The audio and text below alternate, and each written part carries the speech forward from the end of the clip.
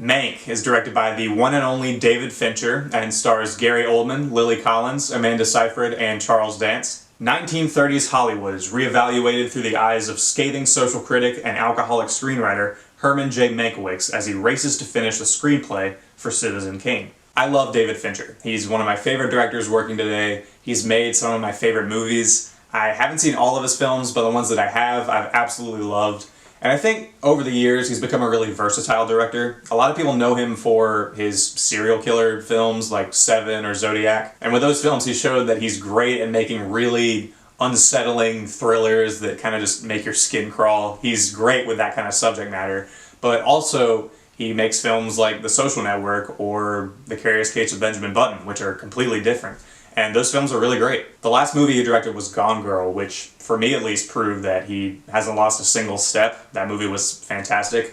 But it came out 6 years ago, and ever since then, I've really wanted to see a new David Fincher movie. So going into this movie, I was really excited to see what he would do with this story and how he would tackle the making of Citizen Kane. In preparation for this movie, I did see Citizen Kane recently for the very first time, and I absolutely loved it. I think it's a terrific movie, and it's pretty incredible to see how that film has stood the test of time. Although I probably didn't pick up on everything because I've only seen it once, and I feel like it's one of those movies where you have to see it multiple times to really appreciate all the little intricacies of it. And of course, with Citizen Kane, there's the story of how Orson Welles, the director and star of the film, had an unprecedented amount of creative control on it. He was the one calling all the shots. From what I know, he didn't even let studio executives come onto the set, even though they tried to sneak themselves on in various ways. So there's this famous story that everyone knows surrounding Orson Welles and the creation of Citizen Kane, but not a lot of people know the story of Herman J. Mankiewicz and his rush to get the screenplay finished in time. Supposedly, David Fincher wanted to make this movie for a long time, but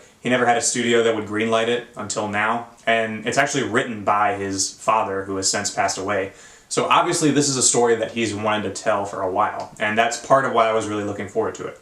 So right off the bat, I'll say that this movie is a technical marvel. Fincher and his cinematographer really went the extra mile to make this movie look and feel like it was shot in the 1930s. Obviously, the movie's in black and white, but the sound mix also has this static crackle over everything.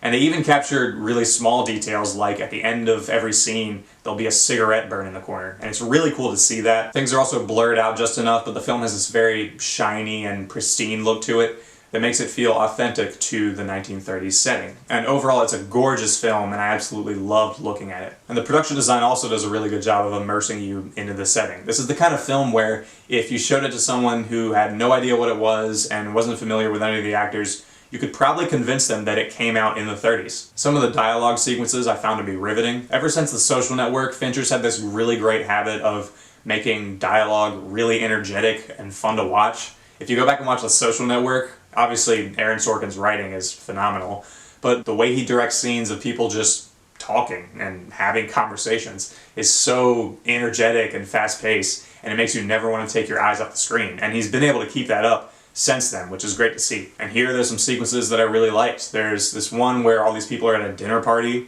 and they have this conversation about Hitler, among other things, and it's just really interesting to watch. Trent Reznor and Atticus Ross did the score for this movie, and it's phenomenal. Again, it feels like something that was pulled straight out of 1930s. So obviously what you're getting here is a really well-made, technically competent film. However, I didn't feel as emotionally invested in Mank as I wish I was. I just felt like I didn't have any real emotional connection to any of the characters that I was watching, and because of that, there were long stretches of this movie that were just kind of uninteresting to me. The story surrounding Mankiewicz was really interesting at times, and I liked seeing what was going on in the world at the time that Citizen Kane was being made, and in particular, what was going on in the film industry. But I just wish I was more invested in it. Even though everyone's giving really good performances, Gary Oldman, as usual, is really great. I thought the movie was just going to cover the making of Citizen Kane, but it actually goes a lot deeper than that. You get to see what was going on in the film industry at the time, how the Great Depression was impacting the film industry, and also how media and politics, and in particular the governor's race in California, how that had a big effect on the making of this film. So there's a lot going on here, and if you like film history and just learning about the industry in general, then it's probably a good movie to watch, but as a film on its own, it might not keep your interest for the whole time. There's a good bit of dialogue where the characters are just kind of walking around and talking about stuff that doesn't really have anything to do with the main story. So in that way, you are kind of watching people just hang out in the 30s and talk about whatever, I guess. To me, when the story was the most interesting was when it was focusing on Citizen Kane and how Mankiewicz originally had 90 days to write the script, but it was cut down to 60. And you also get to see how studio executives were feeling about the film while it was being made. They also explore a little bit about the battle for who was going to get writing credits on the movie and how Mank and Orson Welles kind of fought over that for a little while. But unfortunately, it doesn't really spend a ton of time on that, and it goes more into what was going on in the world and what was happening with the film studio during the time. So I just wish it was a little more focused on that. But if you do love Citizen Kane, there certainly are multiple reasons to watch this movie. The story is told in the same way that Citizen Kane's story is told. The whole movie goes back and forth from flashbacks to present day, just like Citizen Kane.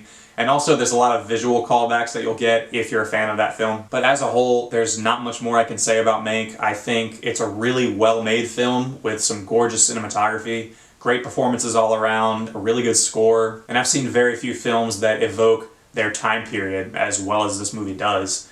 But I still wish I was just more invested in the characters and in the story. I'm going to give Mank a 7 out of 10. Again, if you're someone who loves film history, or if you're a really big fan of Citizen Kane, or just David Fincher in general, then there definitely are some reasons to see this film, but I just thought it could have been a little bit better. Guys, thank you so much for watching this review. I really appreciate it. Have you seen Mank? What did you think about it? Let me know in the comments down below. Also, what's your favorite David Fincher movie? I'd love to hear your thoughts. Look forward to more videos very soon. And as always, thanks for watching, and I'll see you next time.